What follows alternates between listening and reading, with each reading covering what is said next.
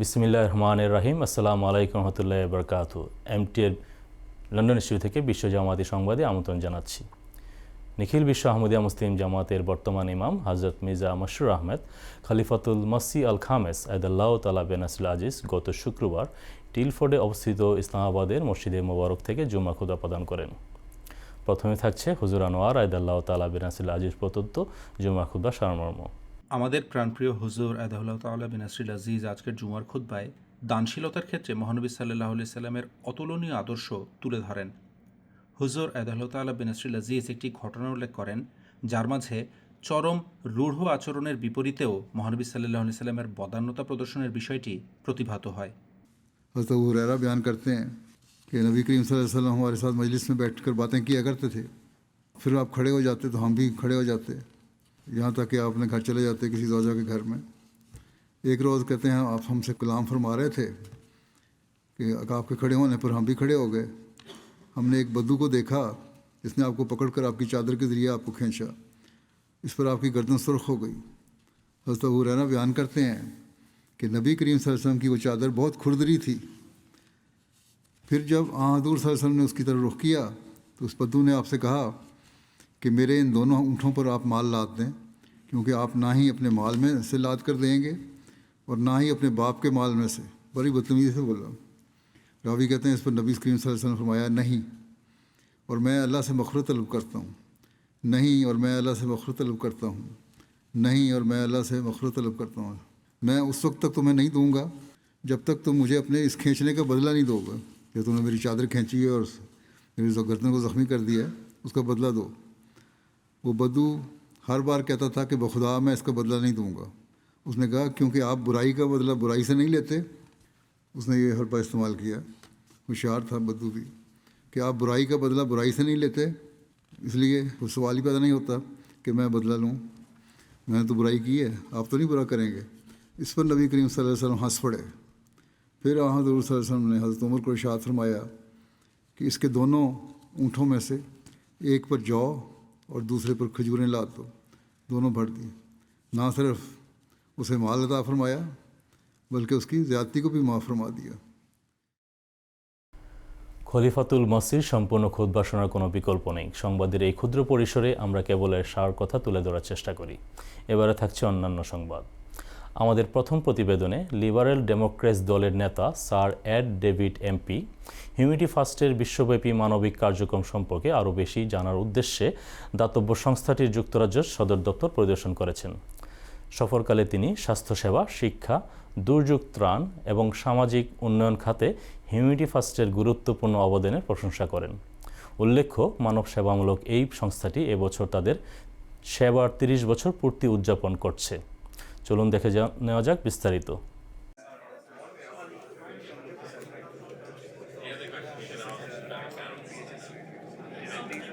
Humanity ফার্স্টের বিশ্বব্যাপী কার্যক্রম দেখে আমি সত্যিই মুগ্ধ। এটি অত্যন্ত অনুকরণীয়। It really is exemplary.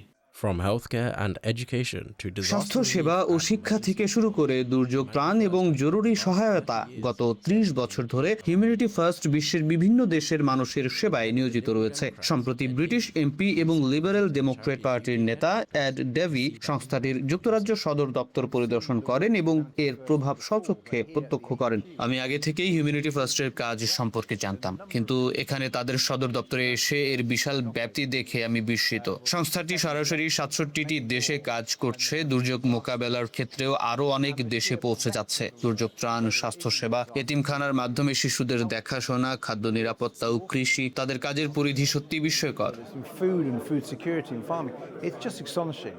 এই পরিদর্শন এমন এক সময় অনুষ্ঠিত হলো যখন হিউম্যানিটি ফার্স্ট মানব সেবায় তাদের ৩ দশক পূর্তি উদযাপন করছে। বর্তমানে আফ্রিকা, এশিয়া এবং বিশ্বের অন্যান্য অঞ্চলে তাদের বেশ কিছু বড় প্রকল্প চলমান রয়েছে। এর মধ্যে অন্যতম হলো আইভরি কোস্টে নির্মাণাধীন একটি নতুন হাসপাতাল, যার কাজ এখন সমাপ্তির পথে। হিউম্যানিটি ফার্স্টের বার্তাটি এর নামের মধ্যেই নিহিত, মানবতাকে সবার আগে স্থান দেয়া। এটি কেবল নিজ সম্প্রদায়, নিজ এলাকা কিংবা নিজ দেশের মানুষের সেবায় সীমাবদ্ধ নয়। এটি মানবতার সেবায় নিবেদিত একটি বৈশ্বিক প্রতিষ্ঠান। যারা প্রভাব বিস্তারের ক্ষমতা রাখেন, তারা যখন এই বার্তা শোনেন এবং মাঠ পর্যায়ে এর বাস্তব কার্যক্রম দেখেন, তখন তারাও হিউম্যানিটি ফার্স্টের এক একজন দূতে পরিণত হন।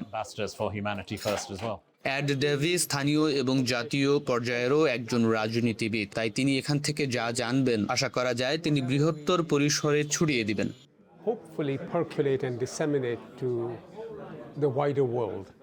ইমিউনিটি ফার্স্ট মূলত স্বেচ্ছাসেবকদের দ্বারা পরিচালিত একটি সংস্থা। কাজের পথে অনেক প্রতিবন্ধকতা আসে। উদাহরণস্বরূপ, কোনো দুর্যোগ দেখা দিলে স্থানীয় ব্রিটিশ রাষ্ট্রদূত বা দূতাবাসের সঙ্গে যোগাযোগ করতে হয়। এই ধরনের যোগাযোগ আমাদেরকে গুরুত্বপূর্ণ পরিচিতি ও সহযোগিতা পেতে সহায়তা করে। Contact helps you to make those sort of introductions. অনুষ্ঠানে একটি প্রশ্নোত্তর পর্ব এবং অ্যাড ডেভির মূল বক্তব্য অন্তর্ভুক্ত ছিল। তিনি সংস্থাটির বৈশ্বিক প্রভাব এবং এর স্বেচ্ছাসেবকদের নিষ্ঠার ভূয়সী প্রশংসা করেন।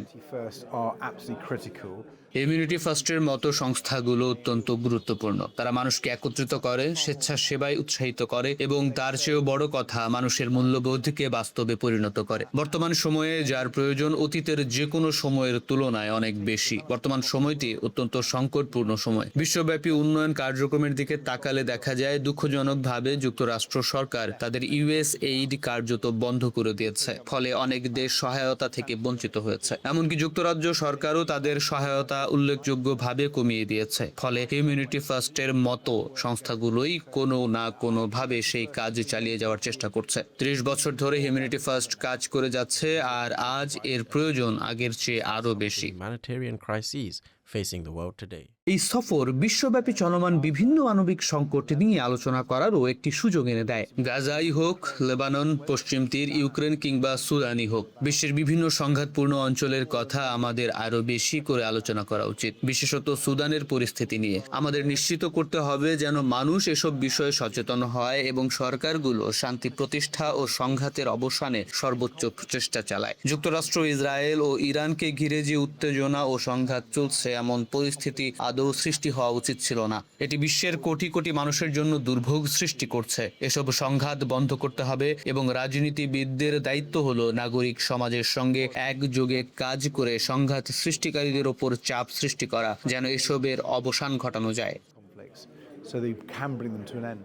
হিউম্যানিটি ফার্স্ট যখন তার পরবর্তী অধ্যায়ের দিকে এগিয়ে যাচ্ছে, তখনও তার মূল লক্ষ্য অপরিবর্তিত রয়েছে। যেখানেই প্রয়োজন সেখানেই মানবতার সেবায় ছুটে যাওয়া। আজ অ্যাড ডেভি একটি বিষয় উপলব্ধি করেছেন যা আগে তিনি জানতেন না। আমি তাকে বলেছিলাম, আহমদিয়া মুসলিম জামাত বা হিউম্যানিটি ফার্স্ট খ্যাতি বা নাম কামানোর জন্য মানব সেবার কাজ করে না। আমরা কাজ করি কারণ এটি সঠিক কাজ। আমি মনে করি এই বার্তাটি তার হৃদয়েও অনুরণিত হয়েছে। মানুষ এখন ধীরে ধীরে উপলব্ধি করতে শুরু করেছে যে হিউম্যানিটি ফার্স্ট এমন একটি সংস্থা যা নিঃস্বার্থভাবে মানবিক সহায়তা প্রদান করে এবং বিনিময়ে কিছুই প্রত্যাশা করে না। এই দিক থেকে আমরা সত্যি সৌভাগ্যবান।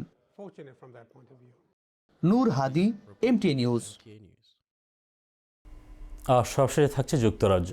যুক্তরাজ্যের বিভিন্ন প্রান্ত থেকে আগত নতুন আহমদী মুসলিমরা জাতীয় নতুন আহমদী ইজতেমায় অংশগ্রহণের জন্য বায়তুল ফতুহ মসজিদে সমবেত হন। কর্মশালা, আলোচনা এবং বিভিন্ন আধ্যাত্মিক কার্যক্রমের মাধ্যমে আয়োজিত এই অনুষ্ঠানের মূল লক্ষ্য ছিল ঈমানকে সুদৃঢ় করা, ভ্রাতৃত্ব বন্ধনকে আরও মজবুত করা এবং অংশগ্রহণকারীদের ইসলাম আহমদিয়া সম্পর্কে জ্ঞান ও উপলব্ধি বৃদ্ধি করা। চলুন দেখি বিস্তারিত। যুক্তরাজ্যের বায়তুল ফতুহ মসজিদে উষ্ণ অভ্যর্থনা ও নতুন ভ্রাতৃত্ব বন্ধনের আবহে দেশ জুড়ে নতুন বয়াতিত আহমদীদের নিয়ে ন্যাশনাল ইজতেমা অনুষ্ঠিত হয়।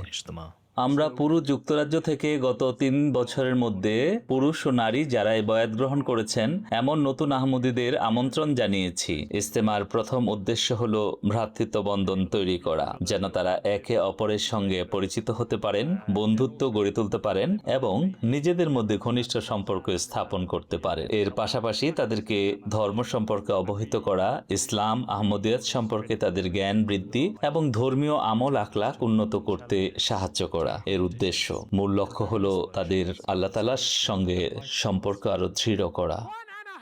অংশগ্রহণকারীরা বিভিন্ন চ্যালেঞ্জ, দলগত প্রতিযোগিতা এবং ধর্মীয় ও জাগতিক দক্ষতা বিষয়ক বিভিন্ন কর্মশালায় অংশগ্রহণ করেন। When you put this together and you start rubbing them together, what it will do is it'll start creating a lot of energy, and then you're going to do 160 movements in 1 minute.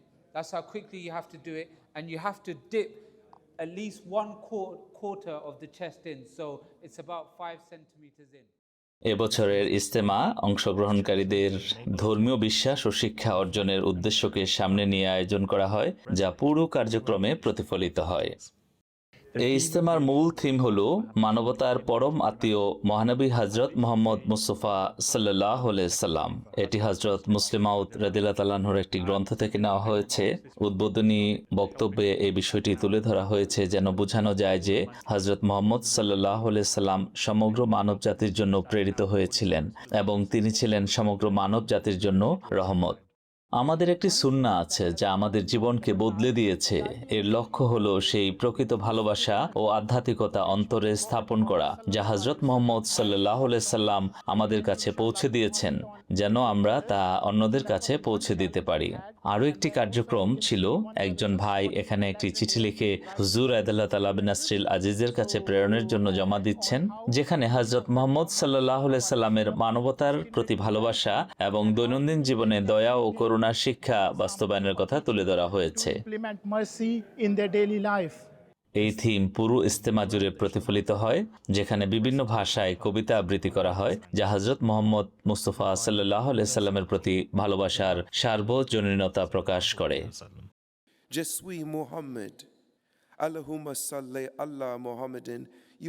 আপনি এমন এক সুগন্ধি যা আমাকে মোহিত করে। আমার ভয় হয় আমি যেন আপনার উপর দুরূদ পাঠ করতে ভুলে না যাই এবং আল্লাহ ও ফেরেশতার নিকট আপনার নাম উচ্চারণে নিজেকে বঞ্চিত না করি।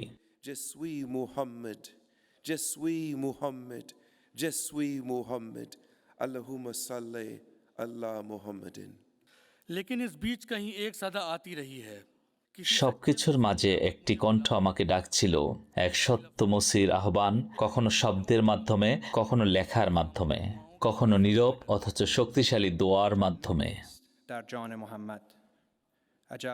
মুহাম্মদের আত্মায় রয়েছে এক বিস্ময়কর আলো, তার ভাণ্ডারে রয়েছে এক অনন্য রত্ন। অন্ধকার থেকে হৃদয় তখনই মুক্ত হয় যখন তা মুহাম্মদের প্রেমিক হয়ে যায়।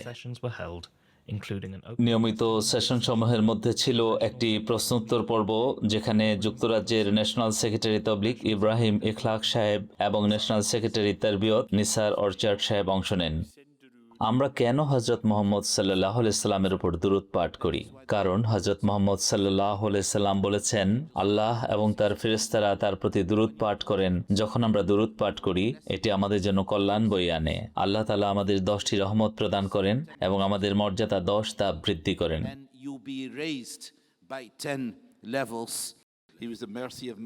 তিনি মানব জাতির জন্য রহমত ছিলেন এবং তার মাঝে অসংখ্য গুণাবলী ছিল। আমরা যেভাবে ভালো মানুষদের প্রশংসা করি, দুরূদ পাঠের মাধ্যমে আমরা তার মর্যাদা সুরক্ষা করি এবং তা আরও বৃদ্ধি করি।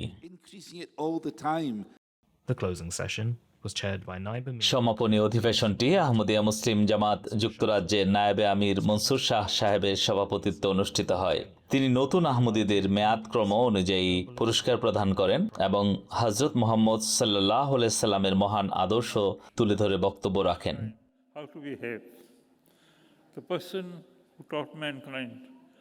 যিনি মানব জাতিকে শিখিয়েছেন কিভাবে আচরণ করতে হয়, কিভাবে একে অপরের প্রতি দয়ালু হতে হয়। তিনি এমন একজন ছিলেন যিনি নীরবে বাজারে গিয়ে এমন একজন শত্রুকে খাদ্য দিতেন যে তাকে দিনরাত গালাগাল করত, অথচ তিনি কখনো নিজ পরিচয় দেননি। তিনি কখনো বলেননি আমি মুহাম্মদ সাল্লাল্লাহু আলাইহি সাল্লাম।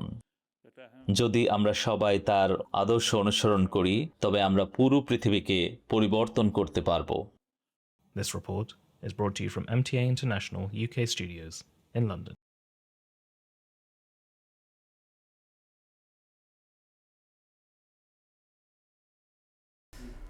আর এরই মাধ্যমে শেষ হচ্ছে আজকের বুলেটিন। আমাদের সঙ্গে থাকার জন্য ধন্যবাদ।